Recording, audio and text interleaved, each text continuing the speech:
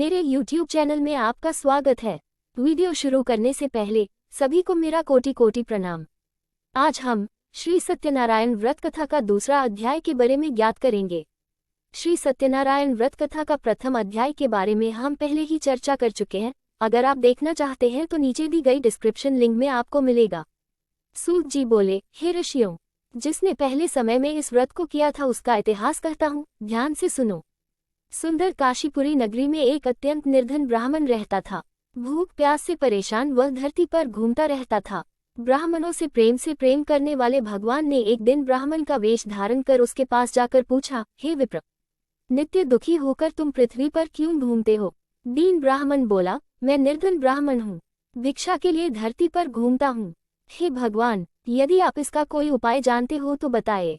वृद्ध ब्राह्मण कहता है कि सत्यनारायण भगवान मनोवांछित फल देने वाले हैं, इसलिए तुम उनका पूजन करो। इसे करने से मनुष्य सभी दुखों से मुक्त हो जाता है। वृद्ध ब्राह्मण बनकर आए सत्यनारायण भगवान उस निर्धन ब्राह्मण को व्रत का सारा विधान बताकर अंतर्धान हो गए।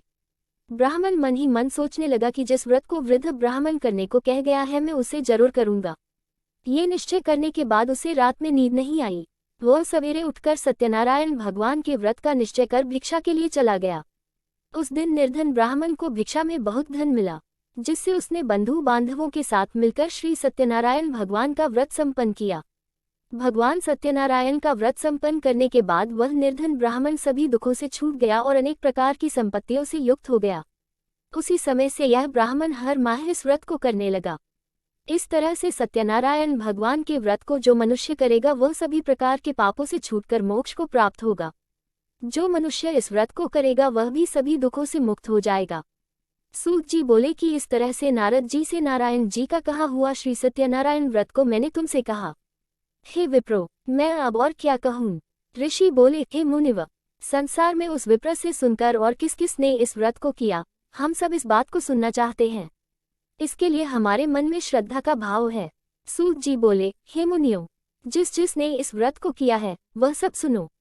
एक समय वही विप्र धन व ऐश्वर्य के अनुसार अपने बंधु बांधवों के साथ इस व्रत को करने को तैयार हुआ। उसी समय एक लकड़ी बेचने वाला बूढ़ा आदमी आया और लकड़ियां बाहर रखकर अंदर ब्राह्मण के घर में गया। प्यास से दुखी वह लकड़हारा उनको व्रत करते देख विप्र को नमस्कार कर पूछने लगा कि आप ये क्या कर रहे हैं तथा इसे करने से क्या फल मिलेगा, कृपया मुझे भी बताएं। ब्राह्मण ने कहा कि सब मनोकामनाओं को पूरा करने वाला ये सत्यनारायण भगवान का व्रत है। इनकी कृपा से ही मेरे घर में धन धान्य आदि की वृद्धि हुई है।